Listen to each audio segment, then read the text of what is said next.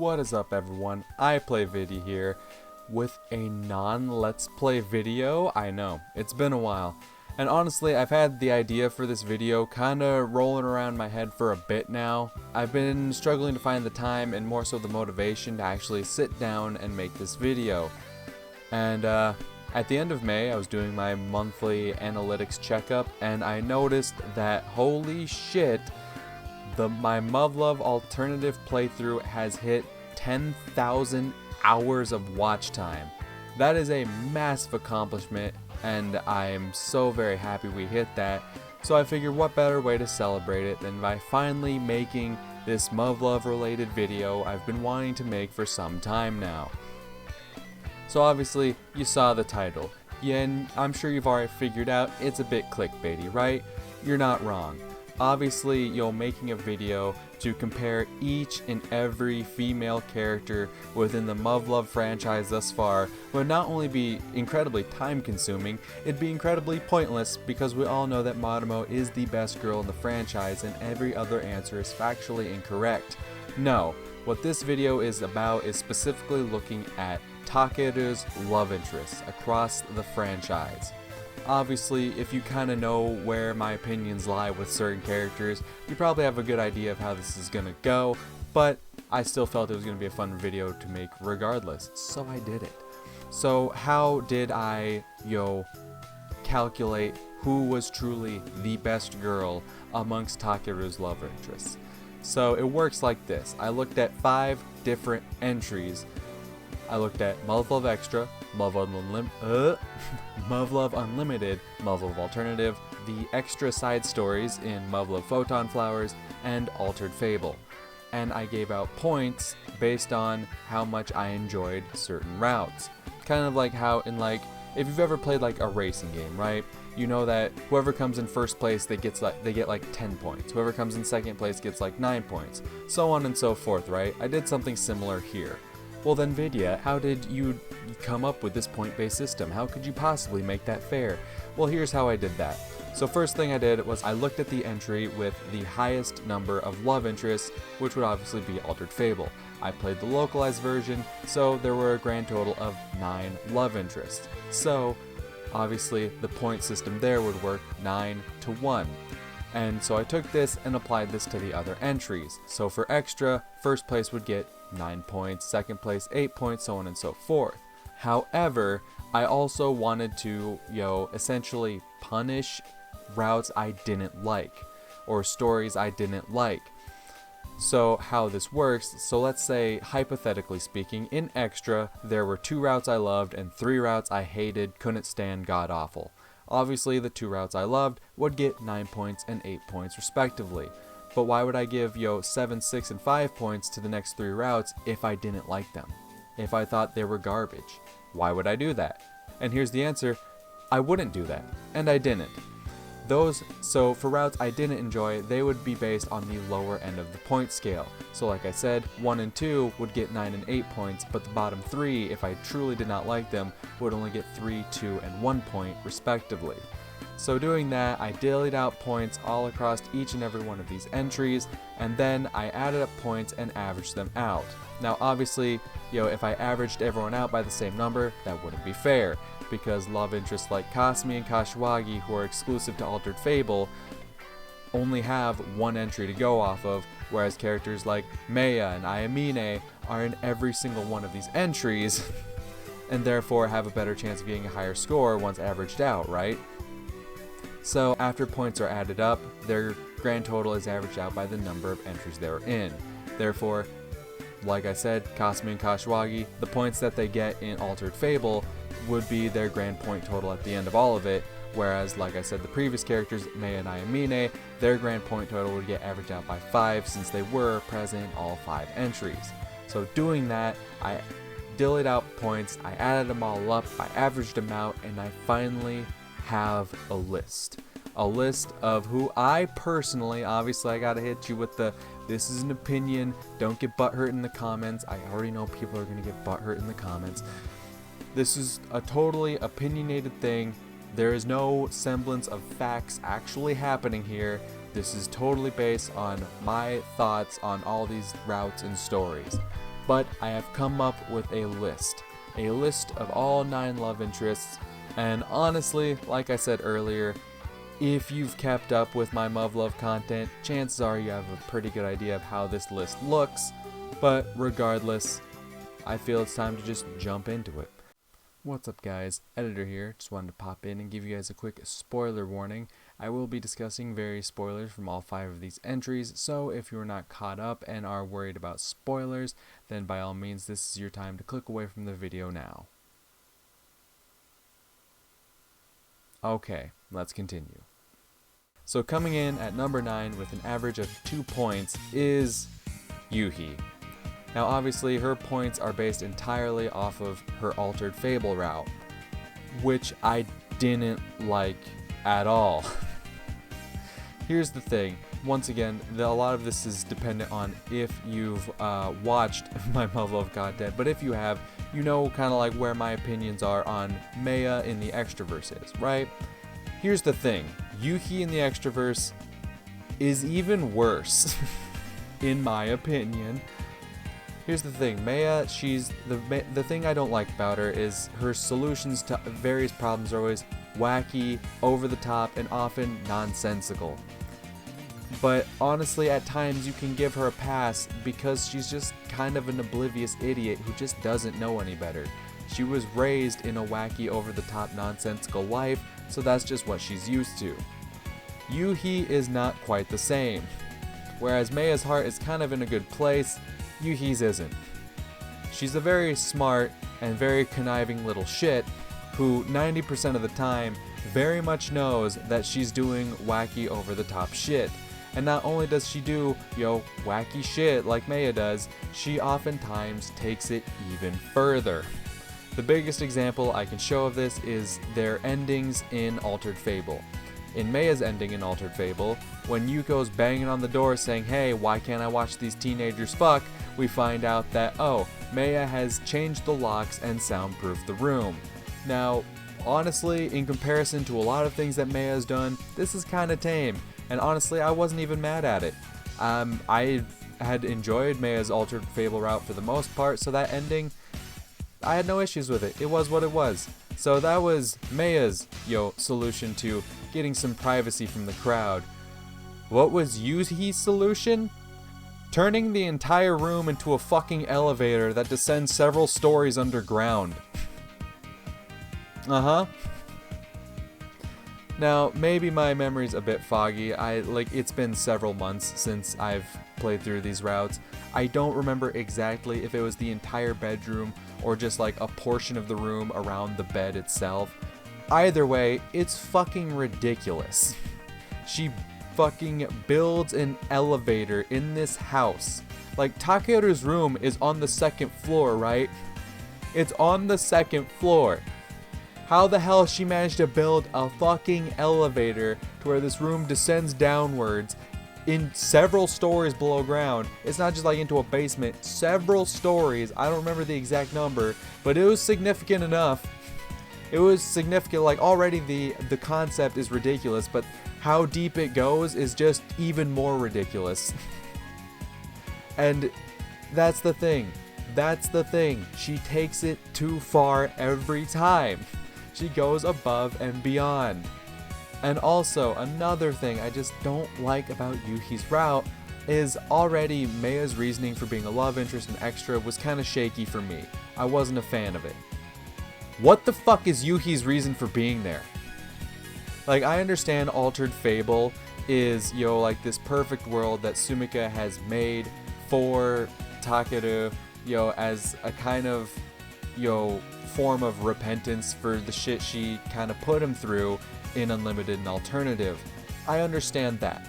And I understand why Kasumi and Kashiwagi became love interests. Obviously, at the end of Maya's route in Alternative, Kasumi confesses her feelings to Takeru, and, throughout Alternative, you kind of get a good vibe between Takeru and Kashiwagi. They have a lot of moments together prior to her death, so it's not that far-fetched that she would be included as a love interest. I'm okay with that. Why the fuck was Yuhi made a love interest? Other than just like, oh hey, she's another Mitsurugi, throw her in there, right? People love the first Mitsurugi, let's give them Mitsurugi 2, right? Like, it just doesn't make sense. She has no reason for being there. Like, not once when I was playing through Alternative did I ever get the sense that there was, like, untapped romantic potential between these two.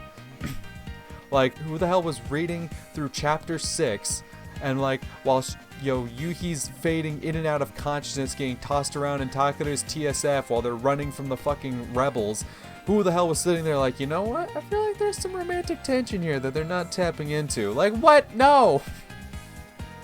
Like, I would have been fine if they included just Yuhi as a character in Altered Fable, right? Because if they're going to bring in, like, Walken, Irma, Piatek, obviously it would make sense to bring in Yuhi, who is also a big, major character in Alternative. It would make sense, right? Totally. But her inclusion as a love interest just doesn't make sense to me. It just doesn't. Now, I know I've talked a lot of shit, but I don't want to just say nothing but negatives and not offer up like one positive, right? At least one. Here's the thing, it's really fucking difficult. It's really fucking difficult for me to come up with a positive for Yuhi.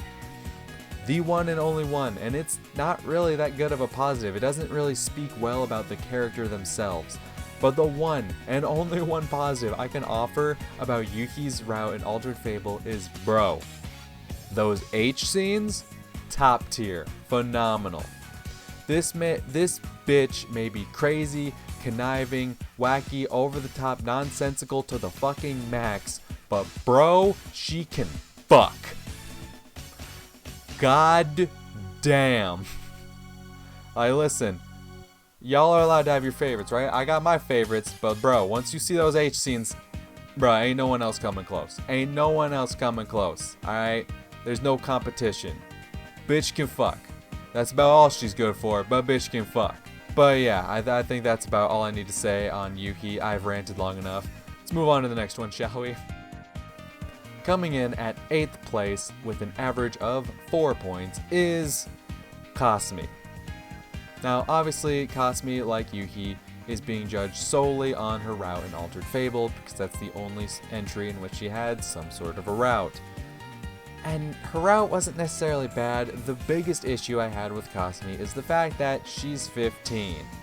Now, I know a lot of people are gonna be like, well, the age gap there isn't that extreme. She's 15, he's 18. It's not the age gap that I care about. It's just the fact that she's 15. It's just the fact that she's straight up 15, and that makes me feel weird. I don't like it. Like, not once throughout Alternative was I kind of like, you know what? Maybe Kasumi has a love interest. No, the entire time I was like, this is my little homie. I need to protect my little homie. Like, don't get me wrong, I love Kasumi as a character, but not like that. Not like that. And they don't change her age for Altered Fable, right? They don't do that. Obviously, they're going to give you the bullshit, disclaimer at the beginning saying, oh, all characters depicted in this work are 18 or older. Yeah, whatever. When she's introduced in Altered Fable, she's like a child prodigy, right? And she's 15. She's still 15. And it just... I don't like it. And that's the one aspect that really brought Kasumi down. If she was older, right? Even just like a year or two, like 16, 17, I'd be a lot less uncomfortable. I'd be a bit more okay with it. But 15, it's just, I don't like it. But like I said, if she was just a year or two older, she'd be higher up on this ranking for sure. Because her route in Altered Fable was actually pretty good. The thing I liked the most about it was the fact that because Kasumi is the only character with any, retention of her memories from, the Betaverse, you get a lot of callbacks and references to Alternative, which I really enjoyed. Every time that, Kasumi mentioned how indebted she was to Sumika, during the Christmas event where, like, the tree glows blue and she's reminded of the brain tube and she gets a little emotional, right? All these nice little callbacks and whatnot. I really enjoyed that. I really did. Her route overall and her involvement in the main story of it was great. It really was. But I can't put her any higher because, dude, she's 15. But yeah, that's all I got to say about Kasumi. Like I said, I love the character, but she's 15, dude. Alright, next up, coming in at number 7 with an average of 4.8. Surprisingly, the only character who doesn't have a whole number average. I was actually kind of shocked by that. There is one and only one character with a non-whole number average. But coming in with an average of 4.8 points is the other Mitsurugi sister, Maya. For those of you who are curious, here's the point breakdown on Maya. In Extra, she got 1 point. In Unlimited, she got 8 points. In Alternative, she got 8 points. In Photon Flowers, she got 1 point. And in Altered Fable, she got 6 points. So, as you can tell just from that breakdown, and from what I told you before when I was discussing Yuhi, I don't like Extraverse Maya. I just don't. I don't like the wacky, over-the-top, nonsensical bullshit. I just don't. When it's for like funny slapstick gags, sure, but when it's part of like the main story and she's doing all this stupid bullshit, like in Extra, okay? Let's look at Extra specifically. Like the fact that she buys out an entire neighborhood. That's not, entirely, out of the realm of disbelief, right? But in like the course of like 2 or 3 days, she levels the entire neighborhood and builds up an enormous mansion in its place.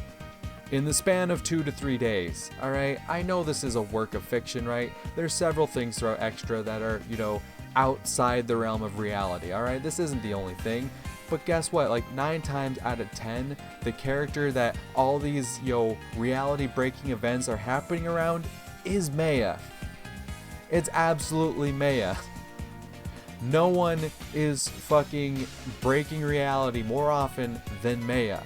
And like I said, it's a work of fiction. It in no way needs to be grounded in reality. But fuck, dude. I don't like it. I can't stand how often all that shit happens. And that's the thing. If it weren't as often, sure, maybe I'd, like it a bit more. But so often, it's just so ridiculous. Like, yeah, her route in Extra had some moments that were, kinda enjoyable. But overall, when I look back on it, I didn't enjoy it. I just didn't enjoy it. I didn't enjoy her character for the most part. Like, I mentioned a bit when I was talking about Yuhi, but Maya's reasoning for being there, it's so fucking stupid. Like, I've argued this point with several other people. I know people are gonna disagree with me like mad. Like, the fact that I put Maya in the bottom 3, already that's gonna fucking rile some people up. But her reasoning for being a love interest in Extra is so stupid. This kid said he'd marry you on the playground, right? You were a toddler playing with some kid on the playground. He said he'd marry you, and you carried that with you for over a decade. And you thought that was legit, and you came back to fulfill that promise. And people are like, well, she was raised in a different world, right? She doesn't really know any better. She doesn't realize that was just kind of like, a toddler's offhanded comment. Sure, that doesn't change the fact that it's fucking weird. That's your whole basis for being there, is the fact that a toddler told you he would marry you. Really? That's it? Like, so like, even her whole basis for being a love interest, I wasn't invested. I didn't like it at all. I couldn't stand it. So that's why Maya gets the 1 point in Extra. But Jesus, when we step into the Betaverse, oh, Maya, top tier, top notch. She comes in 2nd place in both Unlimited and Alternative. In Unlimited, she would have been number 1, but there was one character's ending that I just liked so much more. And obviously in Alternative, Sumika's gonna take the cake, right? She's the only like true love interest of that story. But obviously there were other characters that had routes. And obviously Maya, holy shit. The amount of content involving Maya, regardless of if you're even going down her route or not, you see so much of Maya. And you get such a deeper look into, that universe's version of Maya. And you get so much of a deeper appreciation for Maya. And I really did. Like, my fucking turnaround on Maya was insane. If you watch my Extra playthrough, you see me bag on Maya so much, to the point that, like, for the vast majority of that playthrough, I mispronounce her name on purpose just to be a petty asshole. But then Unlimited comes around and my tone switches like that. Like, all of a sudden, oh hey, Maya's actually tolerable now. Meia's actually like kind of cool. The relationship between her and Takeru doesn't seem as fucking stupid now. So yeah, obviously Meia got big points up with Unlimited and Alternative. But then we come back to Photon Flowers. Her entries in Photon Flowers were just fucking god awful. It took the wacky, over-the-top, nonsensical bullshit that I can't stand and made two side stories just surrounding that. There was no other redeeming qualities there. There was no redeeming qualities. It was just the shit I couldn't stand turned up to 11. So obviously, she got points knocked off in Flowers. And by points knocked off, I mean she got 1 point.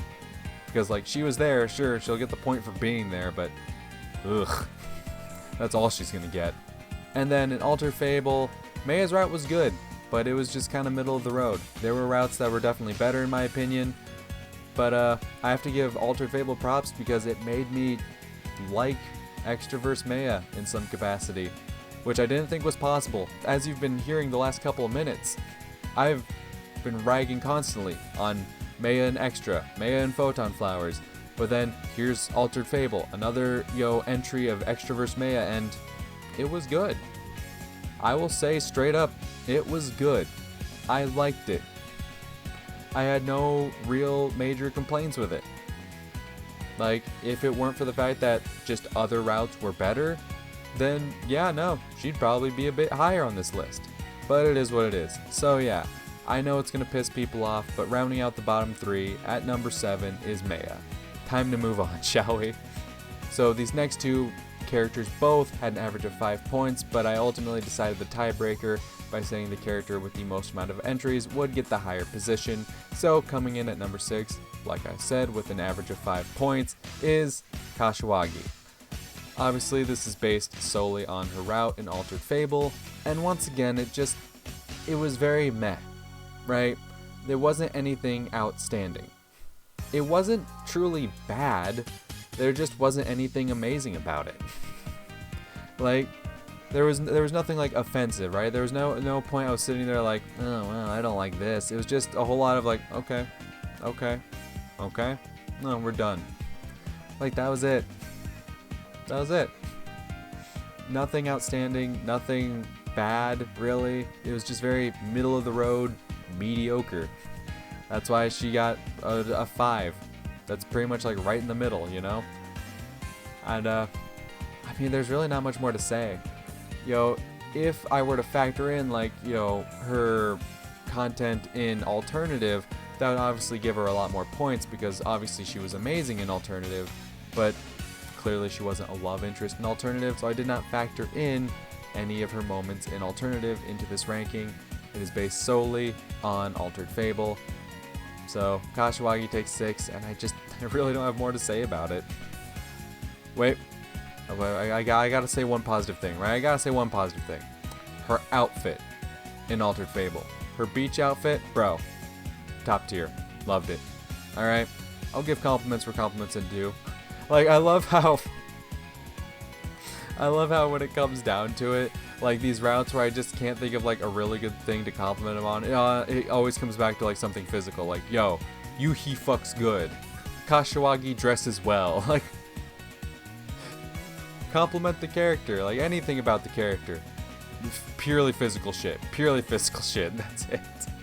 But yeah, like I said, I really just don't have anything more to say about Kashiwagi, so I guess we're just gonna move on. At number 5, with an average of 5 points, is Chizuru. Now here is the point breakdown for Chizuru. In Extra, Chizuru walked away with 9 points. In Unlimited, Chizuru had 6 points. In Alternative, Chizuru had 5 points. In Photon Flowers, Chizuru had 2 points. And in Altered Fable, Chizuru got 3 points. So, Extra. Chizuru's route, my favorite. Alright, I loved it. It was a tough call, honestly, between Chizuru and Miki, because both of those were 10 out of 10 routes for me, alright? I love those routes so goddamn much. They were amazing. But Chizuru, it got that extra edge, because there were just so many points throughout Chizuru's story in Extra that I personally related to. I had a real connection to that story, and that just gave Chizuru an edge. I had to give her the title of best route in extra because, my god, I felt, alright? I felt, you know? I was feeling things, like on an emotional level, not like on a horny level. I was feeling things, man. I was in my fucking emotions going through her route in extra. And no other route in extra quite did that for me. Like there were definitely some dramatic routes in extra, but nothing hit me quite as hard as Chizuru's did. So I gotta give her the easy win. Well, not the easy win, but I definitely have to give her the win in extra. Then when we get to Unlimited, honestly, when it comes to Unlimited, there's not a whole lot of difference in routes. You know, there was one route, one ending in particular I really liked in Unlimited, and that's why I gave them number 1. And then I gave Maya second place just because of how impressed I was with the turnaround from her Extraverse counterpart. But then the next 3, it honestly just came down to personal preference. So Chizuru walked away with 6 points. Like, Chizuru's ending was a bit unique. It's the only one where fucking Takeru just walks in on someone in the shower and lays pipe right then and there. And I think that's the only reason it kept Chizuru from being the last place in Unlimited, but like honestly, just thinking about that cracks me up. I don't think that was intended to be comedic, but I find that shit funny as hell, dude. Man just fucking walks into the shower and starts laying pipe. There's really like no emotional moment like there is with all the other love interests. They just kind of have like a conversation. She's in the bathroom, he's outside the door. They kind of have a bit of back and forth, and then he walks into the bathroom and says, "Hey, dick time."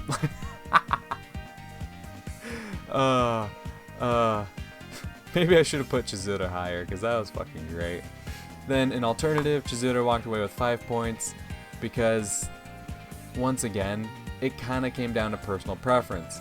I gave Sumika and Maya the top 2 spots because it just made sense. And then the person I gave third place, I did because their last will at the end of it really hit me hard.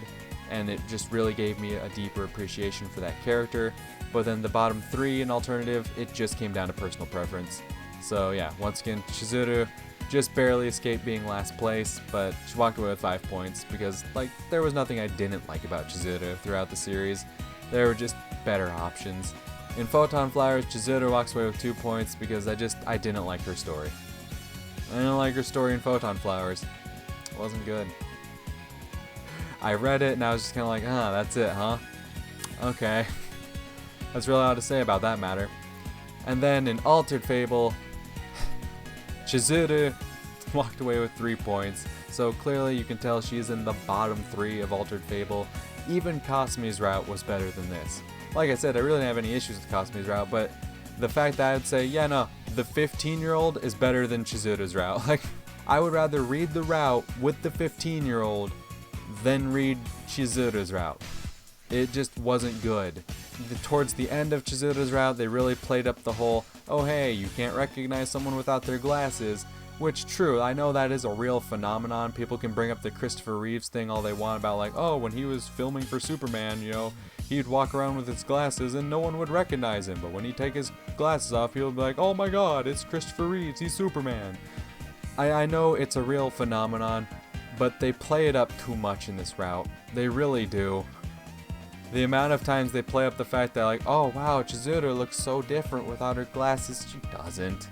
And like, maybe it's just my bias from being the reader and knowing that's Chizuru, but Jesus Christ, man. She just doesn't look that different. I don't know what to say. Like, I hated that they made that a whole plot point in Altered Fable.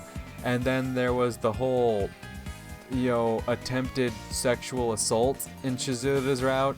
If you've read it, you know what I'm talking about. If you haven't read it, well, don't. I don't know. It was intended to be like a plot point to like motivate Takeru to like make a move, but it just came off as really weird and I didn't like it at all. And like, it was even worse than the whole glasses bit. Like, Chizuru's route wasn't good. It just wasn't. Not at all. But ultimately, Chizuru walks away with an average of 5, meaning that as a love interest, she's just kind of middle of the road. if you like Chizuru, I won't argue with you. That's your thing, that's your thing. But I feel there's definitely better ones out there. Now, once again, these next two had the same average. We had it happen yet again. Two characters had an average of 6 points, but once again, the tie was broken by who had the most entries. So coming in at number 4 with an average of 6 points is Mikoto. Now here's Mikoto's point breakdown. In Unlimited, Mikoto had 5 points. In Alternative, Mikoto had 4 points. And in Altered Fable, Mikoto had 9 points. So, as you can tell from, the point breakdown, Mikoto just wasn't really my favorite. Like, obviously, the only time she had, kind of a route was Unlimited and Alternative, and then again in Altered Fable. In Unlimited and Alternative, she took last place each time. I didn't dislike her, which is why she didn't walk away with 1 point every time, but just in Unlimited, her ending, I wasn't really that invested into it. I didn't really care that much. When she was having her, sad dramatic moment, I just wasn't as invested. I was just like, okay. And by that point, I had seen several other Unlimited endings, so it just, that moment wasn't hitting that hard anymore. It's like, oh yeah, no, oh god, no, you go on without me, no, you go on without me, yeah, no, I've read this script before, it's just a different character. And with Alternative, like I said, the bottom 3 essentially came down to personal preference, and yeah, Mikoto, once again, bottom of the barrel. I don't dislike her, but there's just better options. However, Altered Fable came around, right? And my god, I was blown away with how good they made Mikoto in Altered Fable as a love interest. Like, it's kind of like the reverse of Maya, right? I didn't like Maya in the Extraverse, but she was phenomenal in the Betaverse. But Mikoto, I didn't really like her that much in the Betaverse, but holy shit, they made her phenomenal in the Extraverse as a love interest. Holy shit, I loved her route in Altered Fable. Like, one of my favorite tropes in visual novels, or even just any kind of media in general, when it comes to love interest, is the childhood friend. I love that aspect, and obviously that was a huge part of like Sumika's character, but when you think about it, that's also something that applies to Mikoto, and it's something you don't really think about until it gets brought up in Altered Fable. And then, when Mikoto and Takeda have like, their heart-to-heart moment in Altered Fable, like, it really hits home. Like, you really understand that, she's also this childhood friend who's also, been really close with Takeda, and her feelings just haven't been acknowledged as much as Sumika's has. Like, Sumika's had so much time to be with Takeda, and Mikoto just feels left out in all this. She doesn't feel like she really has a chance, and she just wishes she could have, more of an opportunity. Their feelings get reciprocated. They have this really nice moment in Altered Fable, and just ultimately, it's just so well done. It's so well done. I have such a higher appreciation for Mikoto as a character, which is why she takes the number 4 spot. Her Altered Fable route saved her. If she had just been, mediocre, middle of the road again in Altered Fable, oh yeah, she'd be much farther down this list, but that Altered Fable route saved her. Mwah, I have so much more appreciation for the character. She takes number 4. So now we're into the top 3. This top 3, once again, if you've kept up with my Muv-Luv content, should not surprise you in the slightest. But yeah, without further ado, let's get into it. Taking home the bronze medal with an average of 6 points is Sumika. Now, here's the point breakdown. In Extra, Sumika walked away with 7 points. In Alternative, Sumika walked away with 9 points. In Photon Flowers, Sumika walked away with 7 points. And in Altered Fable, Sumika walked away with 1 point. In Extra, Sumika, I loved her. Now, Sumika, I fucking love Sumika. From the moment she was introduced in Extra, I loved her. The moment we caught a glimpse of her, from the way she talked, from just the very first glimpses we had at her personality, I loved her. And the more we saw of her, the more I just absolutely loved her. The only reason I bring her down in Extra, the reason she takes 3rd place in Extra, right, is because her route is so intertwined with Maya. And I can't stand Extraverse Maya. To, go down Sumika's route, I have to see so much of Maya, and I don't like that. And that's ultimately what brings Sumika down so far in Extra. That's why the two others are able to get above her. Because because those two that are above Sumika had 10 out of 10 routes. Sumika, it was good. I loved the ending. I loved Sumika as a character. But Maya. And Maya is what brought her down, kept Sumika from aiming even higher on the list. Obviously, Alternative, she's the one true love interest of Alternative. And as a love interest, she is handled phenomenally in Alternative. It wasn't like, it kind of sucks, but you have to deal with it anyway. Like, no, it was phenomenal. I was fully invested into their, into their romance throughout the story. She's got to take the easy number one there. She has to.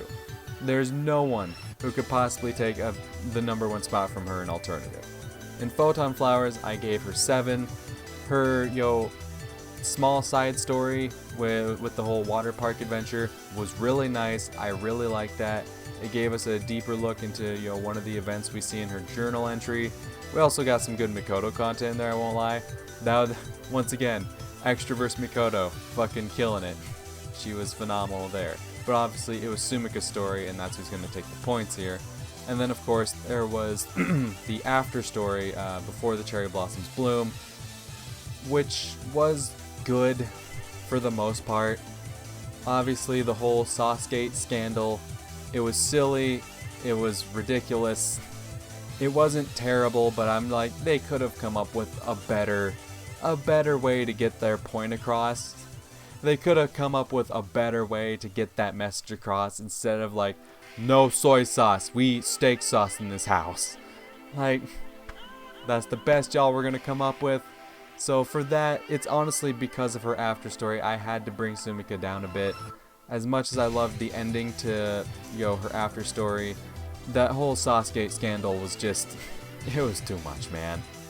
And then in Altered Fable, it may be a bit controversial, but yes, I gave Sumika 1 point because Sumika's route in Altered Fable lacks something that every other character has, and that is an ending. She doesn't have an ending. Because at the end of Altered Fable, during the whole Takeda gets kidnapped by Chuck Saber, I forget what the fucking stupid name they gave him was. Sumika unleashes the Drill Milky Phantom, launching fucking Chuck God knows where, and Sumika launches herself into space, where she's stuck there. Hey, you know what that is? That's wacky, over-the-top, nonsensical bullshit. That's what it is. That's that kind of shit I don't like. So already that, I was kind of just like, wow, they're actually making that like a real thing. Like, if it was just like, a funny bit, like, oh, she launched herself into space, and then like at the end she came back like, oh, hey guys, yeah, no, that was insane, right? It would have been whatever. The fact that she's just stuck in space, alive, because that's something, right? Because fucking reasons. But the fact that not even for her own route, she doesn't get like some kind of fucking cop-out where she comes back and gets to have somewhat of an ending. It's essentially like, whoever got second place in your choices, they get to fucking pick up where Sumika left off. So for that, I have to give her the lowest place in Altered Fable because everyone else at least had a complete route. Sumika may have had a bit better content, like, her scenes, at the ski resort, very nice. Her scenes at the beach resort, not so good. Like, there wasn't a whole lot of, like, anything there. Essentially, her whole fucking specific beach scene was, oh hey, I heard about a legend of this island, let's go to this island. They go to the island. Fuck, they leave the island. There's not a whole lot that goes on there. And then that's shortly followed up by, oh hey, Takeru's kidnapped, Sumika launches herself into space. Very unsatisfying ending. So yeah, it's because of Altered Fable. It's 100% because of Altered Fable that Sumika has to take 3rd place. It's unfortunate, but it is what it is. Now, coming in at 2nd place with an average of 8 points is actually my personal favorite of the love interests. That's right. I kept this fair. I looked at the points. I averaged it out fairly. And my personal favorite is not number 1. Yeah, take that, fuckers. That's right, coming in second place, taking the silver medal is Ayamine. Here's the point breakdown. In Extra, Ayamine had 6 points. In Unlimited, Ayamine had 7 points. In Alternative, Ayamine had 6 points. In Photon Flowers, Ayamine got 8 points. And in Altered Fable, Ayamine got 8 points. In Extra, I loved Ayamine. From the jump, the moment she was introduced, she was one of those characters, the moment she popped up on screen, I loved her. Phenomenal. Like, me and Ayamine's sense of humor are on, like, the same level. So every time she was cracking jokes, they were hitting me easily every time. I love Ayamine's personality. I love just the general way she carries herself. I love Ayamine. She's phenomenal. What brings her down in Extra? The biggest thing that brings her down in Extra ultimately comes back to like a similar reason I was uncomfortable in Kasumi's route. So Ayamine's route, the overall concept of it isn't bad. You know, she has an ex-lover that she's still not quite over, and you know, Takeru really has to win her over and convince her that he's the best one, right? The problem becomes when Ayamine is 18 and her ex-lover is a practicing doctor. And oh hey, they were lovers several years ago. Meaning Ayamine was what, 16, 15, somewhere in that ballpark? Sagiri, on the other hand, is, you know, in the present day of Extra, someone who had graduated high school, someone who had gone to college, gone to med school, and had been a practicing doctor for several years. No matter what way you slice it, alright? Sagiri was a straight up adult, was a bona fide grown-ass man, and Ayamine was absolutely a minor. Now, it's never confirmed whether or not they had sexual relations of any kind. It kind of gets hinted at some points, but there's no straight-out confirmation, so I'm just going to try to play it safe and say there was none. But the fact that there was any kind of relationship between these two makes me incredibly uncomfortable and really grossed the fuck out. And that's the biggest reason Ayamine takes a hit in Extra. That's the biggest reason she gets dropped down to 4th place. Because if it had been just something better, something closer to her age range, right? Like, then, like, the ideas there could have been a lot better. Then I wouldn't be nearly as uncomfortable with her route as I was. But the fact that her ex-lover was who it was just fucking gross, dude. It's fucking weird. It's really uncomfortable, man. Dude's a straight up pedophile, alright? Let's call a spade a spade. He may have not fucking slept with her. Maybe he did. But regardless, dude's a straight up pedophile. He was thirsting over a minor. And this dude, who is a grown-ass man, like I said, college, med school, practicing doctor for several years, was willing to fucking drop his wife and kids just to be with this 18-year-old. That's fucking weird, dude. But, you know, honestly, my disgust for Sagiri honestly made the ending of Ayamine's route a bit better. There's a reason why that video is titled The Ultimate Power Move, right? Because the fact that Takeru and Ayamine boned, not only in Sagiri's place of business, but right down the hallway from his office where he was working at the time, is fucking phenomenal. Meaning this dude who fucking said, yeah, no, I want to give up my family so I can be with this teenager, it gets to hear that teenager getting piped down a couple rooms over. This man's sitting there doing paperwork, filling out his daily shit, and he's hearing the girl of his dreams getting fucking dicked down in the fucking hospital room. Like, bro, that's awesome. That's phenomenal. That's top tier. Also, their whole sex scene gave us one of the best fucking one-liners ever, with, I guess, all a dog really needs is a good bone. Like, come on. I'm paraphrasing it, but Jesus, that line was perfect. Phenomenal. Nothing in Extra made me laugh harder, alright? Holy shit, I love that line. And it's just a perfect example of how Ayamine's sense of humor is perfectly in line with my own. Then we get to Unlimited, and just, Ayamina's great.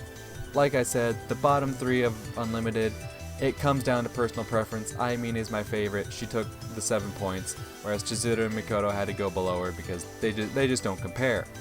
In Alternative, once again, bottom 3 came down to personal preference. I loved Ayamine. Everything surrounding Ayamine in Alternative just hit me so much harder. Her final moments in Alternative, her last will, Chizuru and Mikoto didn't stand a chance. Alright? In Photon Flowers, I gave Ayamine second place because her story was good. It wasn't number 1, but it was good. I enjoyed it. I liked it. And in Altered Fable, Ayamine walked away with second place. She was close to being first place. Honestly, for the longest time, she was first place until I played Mikoto's route. Alright? If it weren't for Mikoto, Ayamine would have took that dub there. Easily. Because, Jesus Christ, her route was phenomenal. Just everything I love about Ayamine turned up to 11, and there's no weird Sagiri shit. So, I mean, what's not to love about that route?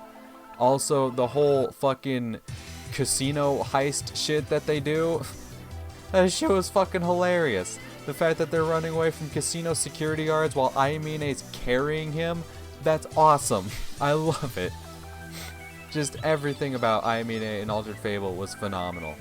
So yeah, it should be no surprise that Ayamine is as high as she is on this list. I've been very vocal about how much I love Ayamine throughout this entire franchise. So this should be no surprise to anyone. And then, it's time for number 1, the gold medalist. Obviously you've figured out who it is by now. They're the one name that hasn't been mentioned.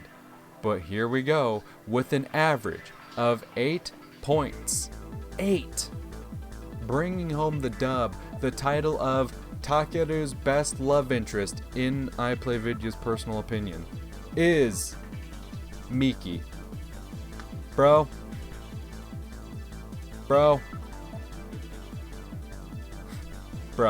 There's so much good to say about Miki, but before I get into it, here's the point breakdown. In Extra, Miki took 8 points. In Unlimited, Miki took 9 points. In Alternative, she took 7 points. In Photon Flower, she took 9 points. And in Altered Fable, she took 7 points. Extra, alright? 10 out, like I said earlier with Chizuru, Miki's route was another 10 out of 10. Alright? It was fucking pure comedy gold, alright? I was practically smiling the entire fucking time. You could not wipe the smile off of my face. Miki's route in Extra is such a feel-good route. Obviously, there's some drama and conflict there, for, story progression. There needed to be a story told there, right? The story was good. But just everything surrounding Miki, I was laughing my ass off the entire fucking time. She's just phenomenal. I love her. She's a great fucking character. Obviously, when she was established in Extra, just phenomenal, amazing, great. Then came Unlimited. I gave her number 1. Why? I know I said a lot of these endings are copy and paste the same, and they are. Miki's stands above the rest in my opinion. It is the one and only ending in Unlimited that legitimately moved me to tears. I had tears running down my face reading this shit, alright? Because it gives us a much deeper look into Miki as a character. You learn the extent of both her self-loathing and also selflessness. She doesn't feel like she deserves to have anything more than what anyone else gets. But she also strives so hard to make other people happy, but she doesn't feel like she's entitled to what everyone else is. And this is, made obvious by her ending in Unlimited, where she constantly begs Takeru to please pick someone else. You're gonna make other people so sad by picking me. I don't deserve, to be picked. I don't deserve to be the one you love. Hearing shit like that come out of Miki, and knowing that she dealt with similar things in Extra, it just wasn't as, expanded upon in Extra. They focused more on the comedy there, which is fine, but oh my god, it just hit me so hard. Just that confession of just please pick someone else. I don't want to make others sad. I don't want to be the reason that other people are sad. I know if you pick me that it'll make so many people sad, and I just don't want that. I just want to see people happy. and the fact that she strives so hard to make others happy, even at the expense of her own happiness.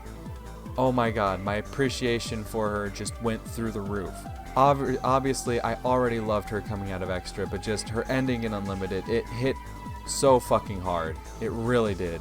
And I can't say enough good about it. Like I've said, a lot of these endings in Unlimited are just copy and paste the same thing but with different characters. But if there's one ending you absolutely have to see in Unlimited, it's Miki's, because it's fucking beautiful. Alright. And then in Alternative, obviously I had to give Sumika and Maya the top 2 spots in Alternative. It's just not fair to give anyone else those spots. But once again, coming in 3rd place, right behind those two, was Miki.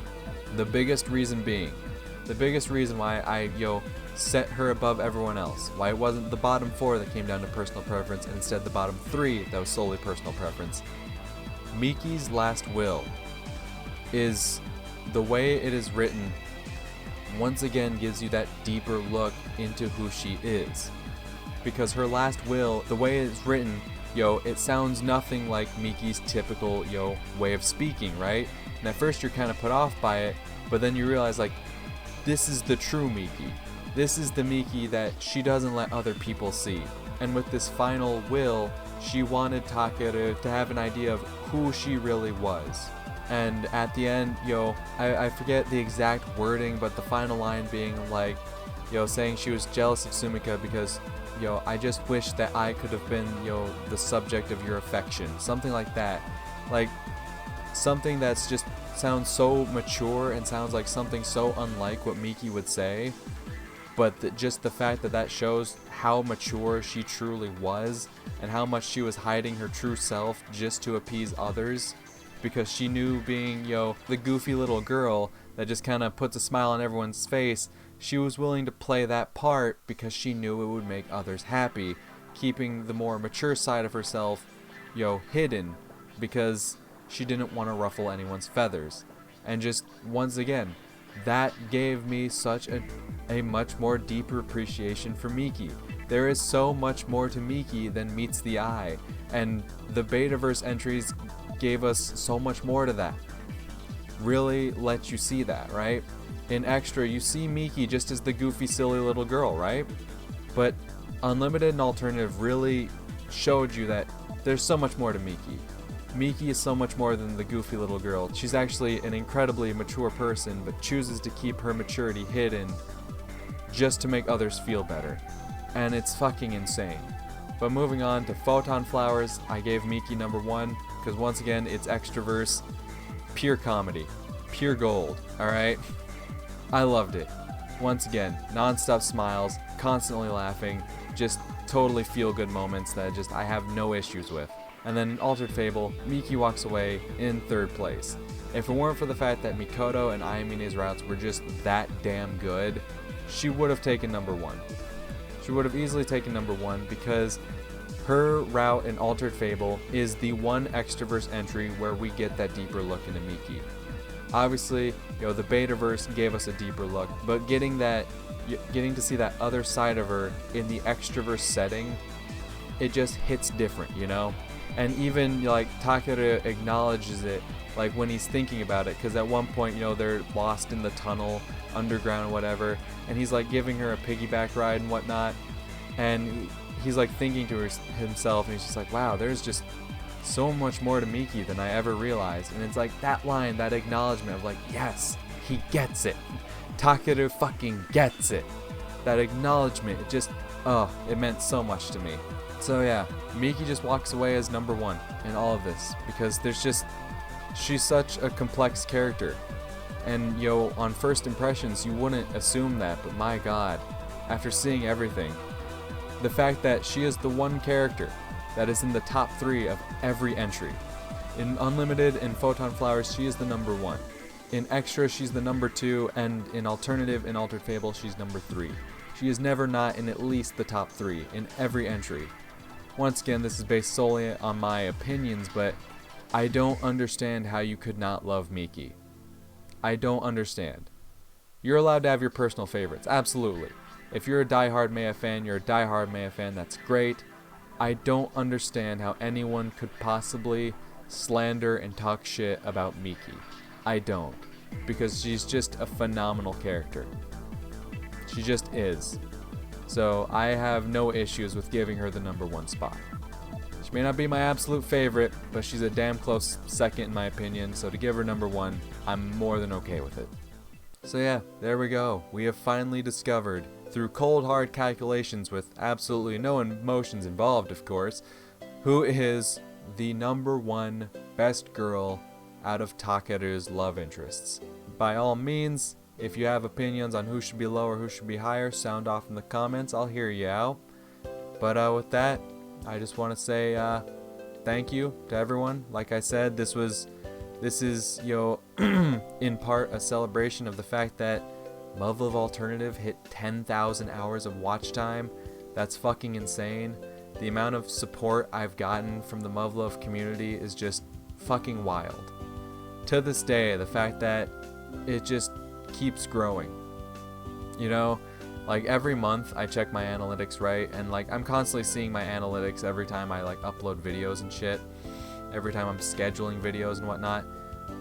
There has not been like a single month, a single week, a single day where there's always 2 videos that are my highest performing videos every single day since they've come out.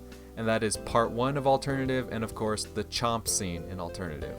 And it just, the fact that there's so much support behind this playthrough and just behind all the Muv-Luv playthroughs, it's fucking wild. And I can't truly express how grateful I am for all the support that the Muv-Luv community has shown me in this channel. It's entirely because of the Muv-Luv community that this channel has grown the way it has. This channel was, really plateauing in a very low area until I started playing through the Muv-Luv series, and this channel has absolutely exploded from where it was. Like, you can look at the numbers and be like, oh, 600 plus subs, that's not much, but from where we were, it's fucking insane. And the fact that every day, and the fact that there's still, new Muv-Luv fans that are finding me and showing support and love, and it's just, like I said, words won't ever truly be able to express how grateful I am for all the support. I can say I'm grateful 10,000 times over, it'll never be enough. But thank you for watching. Regardless of what you thought of the list, I hope you enjoyed the video, and I'll see you guys in whatever it is I do next. Till then, bye.